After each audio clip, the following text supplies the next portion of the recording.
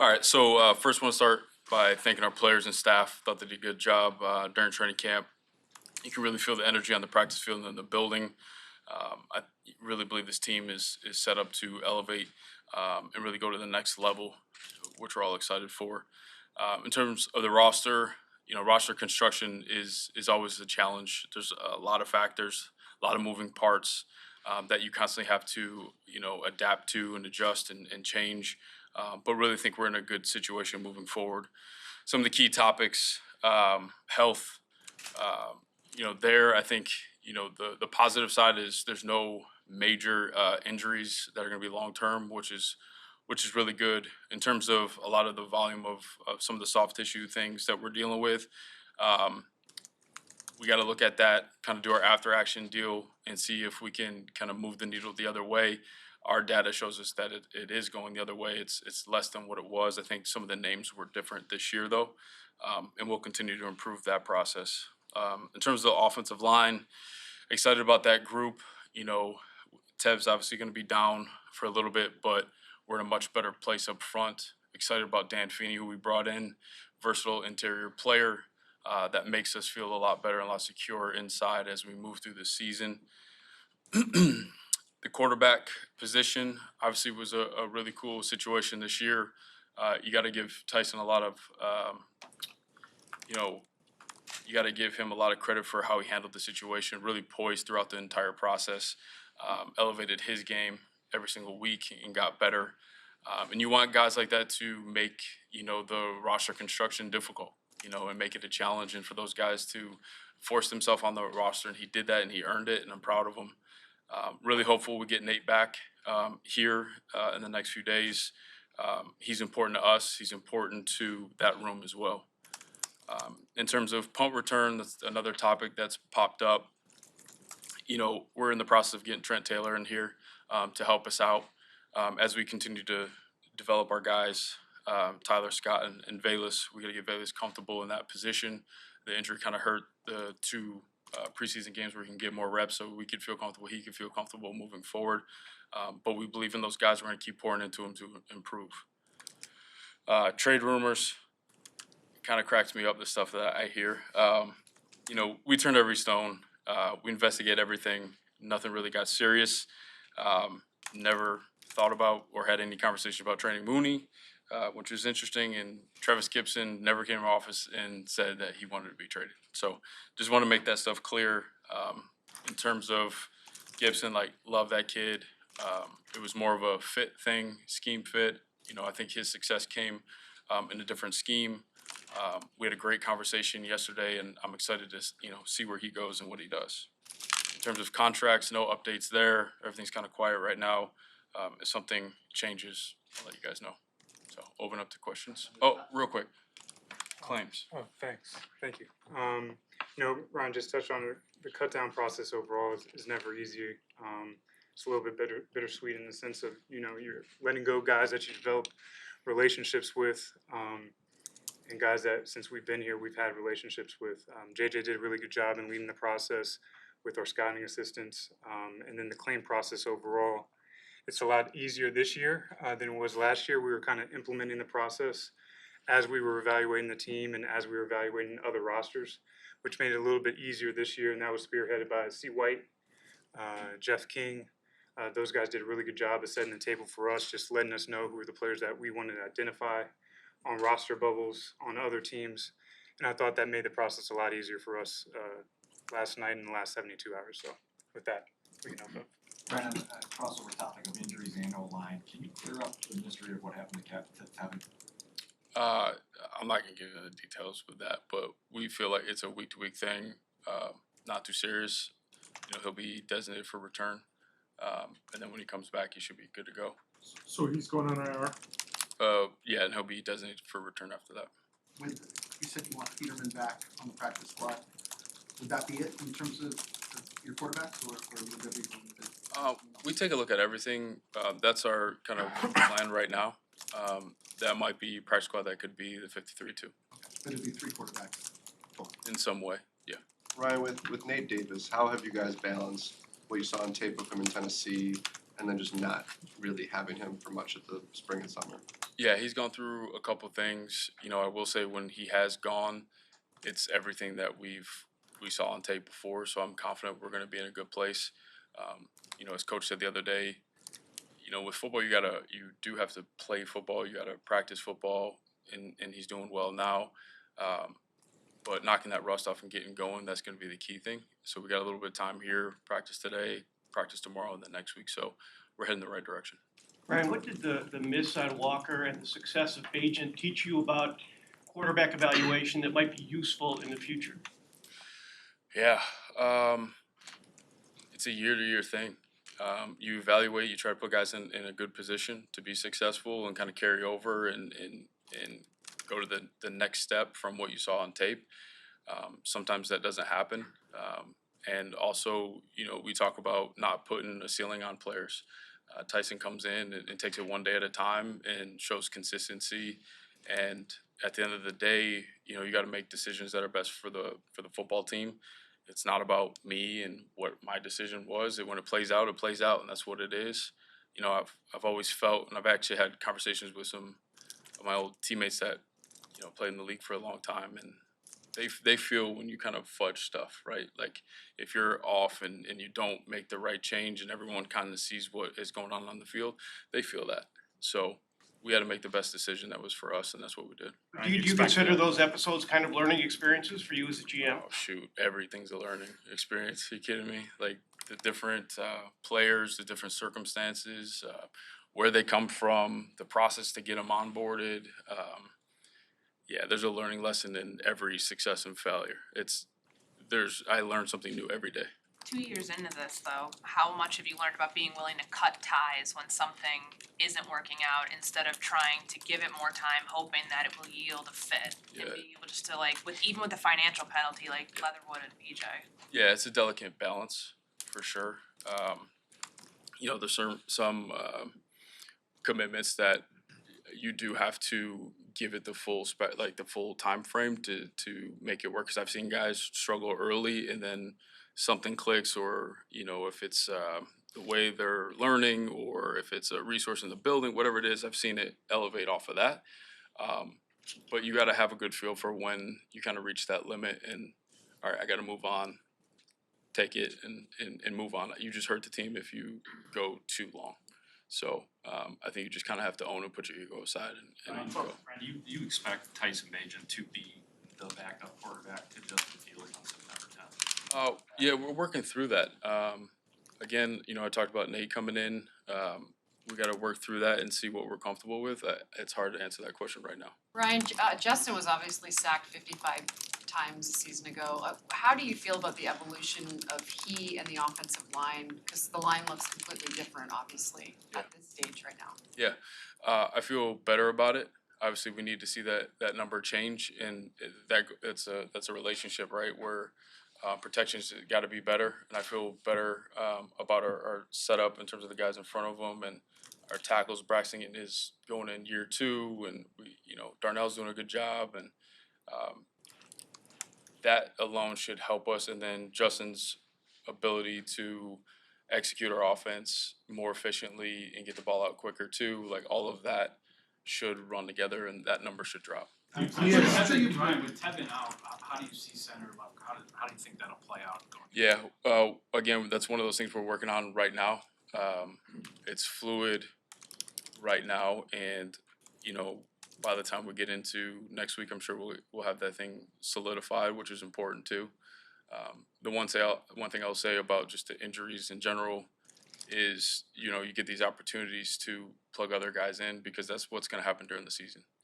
So we've been able to move guys around a little bit, and they get experience, because if we have to do that in the season, we should be in a better position. There are people outside the building that have expectations for Justin that might not be realistic. What are your expectations specifically for him this season? Yeah, just to continue to improve. We want those sack numbers to come down, interceptions to go down, make good reads, protect himself.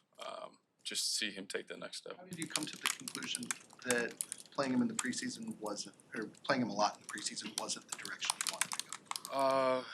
Yeah, that's like a complicated conversation. Really, we had the joint practice in the second week where there's a lot of competitive reps. So we felt really good about that.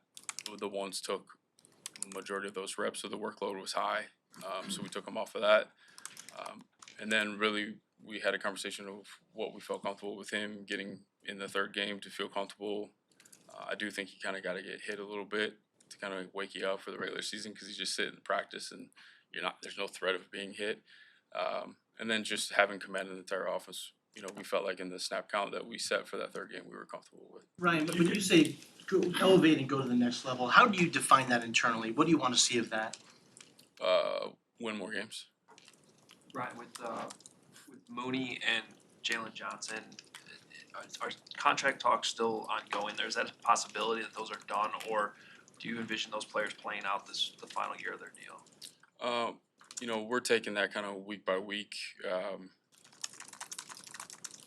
I really don't want to get into it. It just kind of creates a distraction in there for the entire year. But we like those guys. We'd love to have them here long term. So we'll just kind of stick with our plan. Early in the offseason, you guys obviously have to sit down and set some goals. This is what we went through. This is what we want to try to accomplish. There's going to be a lot of twists and turns. Yep. Some of it you get done, some of it you don't. Right. How would you say the entirety of that process from then until now went? How many boxes maybe were left unchecked? It's hard to answer. I feel like we've made really good progress. That's kind of how I can answer it. We're in a good place, in a much better place than we were last year. So I feel like we've been able to move the needle and be in a position to go after our goals and to have more aggressive goals in terms of being a championship organization. Ian, what appealed to you about the two guys that you guys claimed off waivers? Starting with Kareem. What appealed to the Bears about those guys? Yeah, we had a chance to see him a couple weeks ago in Indy. Just the athleticism, the motor. We watched him last night as well again, probably for the third time. But just his flexibility, his pass rusher, another Notre Dame connection to the Bears roster. And then with Quindell, we had a really good feel for him coming out. Breck Ackley did a really good job on him, evaluating him. We were in the process of trying to get him during the UDFA process, but we weren't lucky enough to get him, but we are now. He's physical downhill safety. He had 10 career interceptions in college, so he's got good ball skills. He's going to help HT on special teams, so we're excited. For either of you guys, in your big picture evaluation, where did Travis fall short of what you wanted to see from him? I don't think he fell short. I would just say that, with us, like Ryan touched on, he had his most production in the 34 scheme versus the 4-3. He did a lot for us, just in terms of the leadership and who he was, showed up every day. We just wanted the best situation for him, and ultimately that was the decision we came to.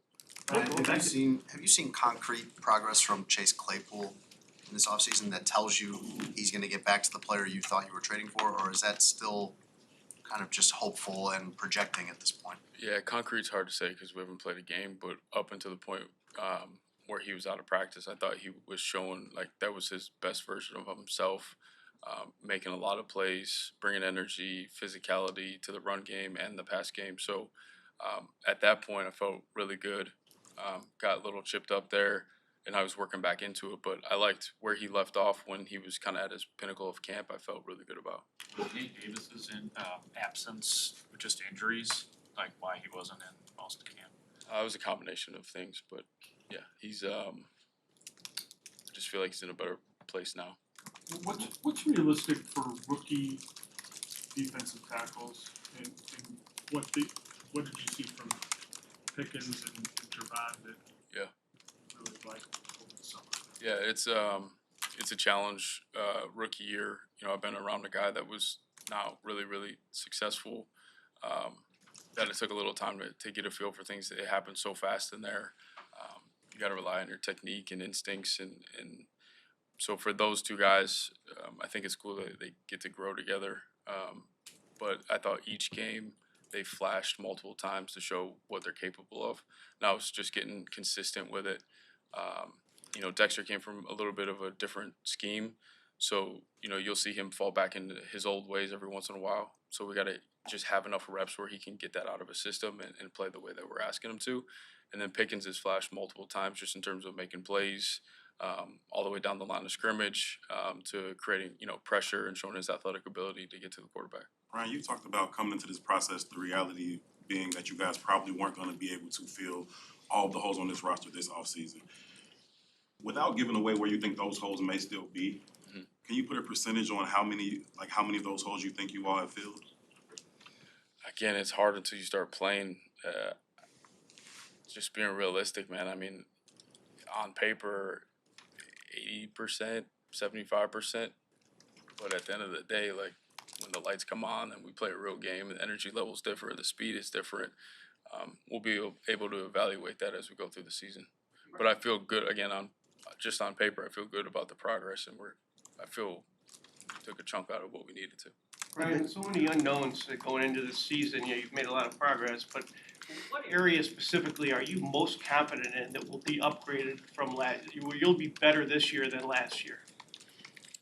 I would say there's a lot. I mean, if you really, break it down, I feel like our defense in terms of takeaways is going to be in a better situation.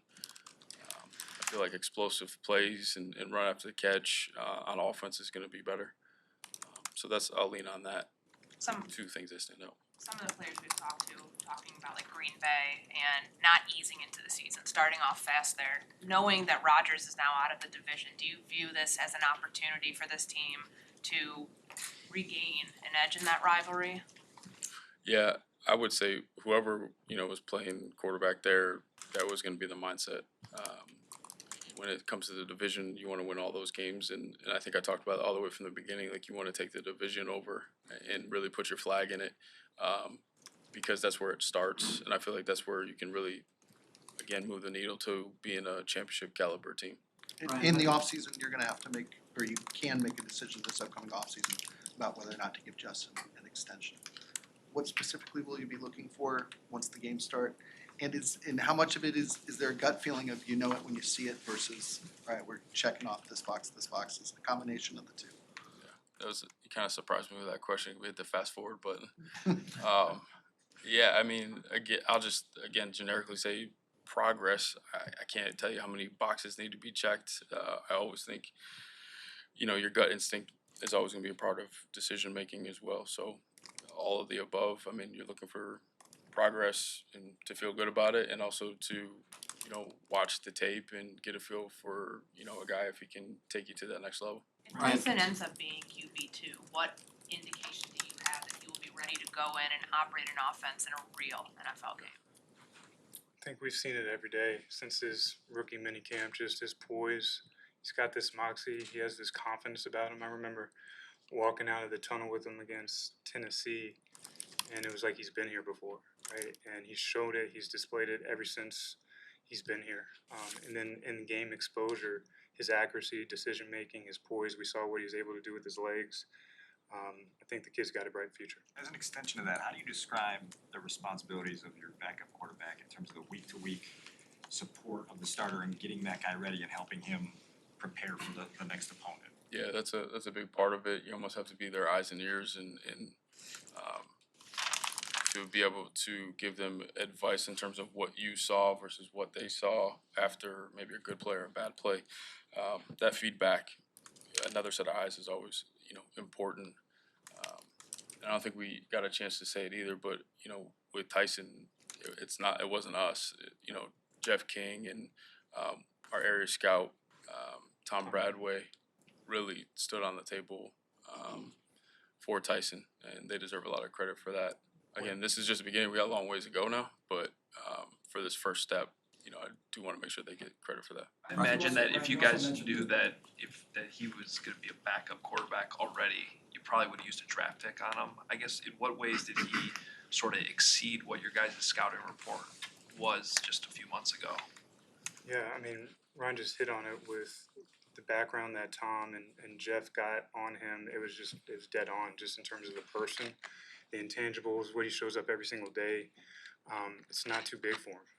He's shown that he's able to develop on the field and in the classroom. I remember when Jeff got done seeing him at Shepherd, he came in my office raving about this guy whose dad was a pro arm wrestler. And I was like, who is this guy? And he was fired up about him. And then we were able to see him, and Luke was able to see him down in Mobile at the Senior Bowl. So then we got another touch point to him. There was a familiarity, there was a comfort level with him. And then obviously getting him to the UDFA process and getting excited about that. He's just continued to show us every single step of the way he's growing, and we're just excited to have him. Ian, it seemed like Terrell Lewis had a pretty good summer here. Just talking about scheme fit with Travis. What was it about Terrell Lewis and going into Khalid Kareem that made Kareem seemingly a better fit than what Terrell could have been in this system? Yeah, I'd just say what Terrell was able to do. Just he was a good pass rusher. I feel like Kareem showed a little bit more of what we were looking for in terms of playing the run, playing the pass. He showed a little bit more of the scheme fit that our defensive staff was looking for. Ryan, Either you of you- mentioned Trent Taylor at the beginning. What do you like about what he brings as a returner? Yeah, consistency. That's the biggest thing. You know, when the ball gets punted, you can go grab a snack and go to the bathroom and then come back and you feel confident about it. So that's a big part. With You signed him Valus in assuming there he's the though, punt returner then. Yeah, but he comes in, he's the punt returner, that's it. does that mean Valus is out of that competition for punt return? No, we're going to continue. Like I said, we're going to continue to work on those guys and get them experience and try to get that confidence back that he had in college and before. So, you know, having some of the issues that he's had, like that's a tough thing. You got to work back through it. And he's had some weird looks too. So we still believe in him, and we want to continue to develop Tyler as well. When you mentioned Tevin being out, how valuable has Tevin been to you? And how do you view that as a developmental success story by your staff to take a guy that you didn't pick that was maybe miscast in his role by the previous staff? Yeah, I think it just goes to our philosophy here that we want to find what you can do really well and put you in that position, and we'll use whatever resource we have to get you to be at your optimal level and to help the football team. If you have that approach with everyone, you can be in a good situation. With the Trent Taylor signing, how much did you lean on Richard Hightower from their time together at San Francisco? A lot. Yeah, but anything? It was just a relationship there, and again, the consistency part is important. Without playing any real games yet, where have you seen the pass game evolve the most with Justin? I would say anticipation, trust in his receivers to let him go make plays. I mean, we were just out at practice, and you know it was happening again, which is good. You mentioned in your opening the movie trade rumors. I'm curious how those came to your desk, how you became aware of them, and then is that in this weird world we live in, is that something you have to address with the player at some point so he doesn't get any weird thoughts? Sometimes I like to address it just to knock it out, and sometimes if it doesn't create some crazy, you know, if it doesn't run and turn into something huge, I guess I assume that everyone's like, all right, it's gone. But if it gets out of control, I definitely talk to the guys and make sure we're on the same page. How do you become aware of that one? Yeah, I do what these guys tell me not to do, which is I flick through my phone. No, I was aware by it popping up on my phone. Couple more. You've laid out your goals for Justin. How have those conversations with him gone? You've laid out your goals for Justin. How have those conversations with him gone, or have you had those conversations at all? Really, I trust in Luke and Andrew Janoko and Flus right now. You know, he spends most of his time with the coaches, and they've put their plan together and their goals in terms of getting better and taking that next step. So, you know, as a staff, we talk about what we need to see, but they've had those conversations, and he kind of knows what's expected of him, and really he's a goal-oriented guy, and he's competitive. So, you know, I'm sure his stuff is more aggressive than what ours is, which is good. That's what you want your guys to be like. What have you made out of Tyreek Stevenson's summer? He's had some ups, some downs. What have you made out of it? I'm excited for the kid. Corner in this league is, all these positions are hard as a rookie. It's a big adjustment. What you like about it is it's the short memory where, all right, that one's gone on to the next one. I thought that last preseason game was a great sample size of that. And you hope as the season goes along, some of the negative plays start to disappear, more of the him being a playmaker increases. And he's made a lot of plays during training camp, and we're proud of how he's approached everything, and he's been focused, he's been hungry, he's competitive. I like the way that he carries himself. through the ups and downs too. And I think that's important for a corner position. You got to be like that. Ryan, how much of this season is do you consider on Matt Eberflus to kind of, you hired him to kind of take him to that next level, and what's your, where do you feel he's positioned or to kind of, make a difference? It seems like you're relying a lot on coaching with a lot of these players, Pickens and Dexter, everybody. How much of it is on Eberflus to really take it, to really fuel this thing? Matt's been outstanding in his ability to develop players and push his staff to develop human beings and really pour into the players as people. He's a coach, he's the teacher, the whole staff is. So, when players come in, it's our job to find talent that is primed, to improve and help our football team, and then we hand that over and the coaches pour into them. So I got a lot of confidence in Flus and his staff to develop the players. Yeah.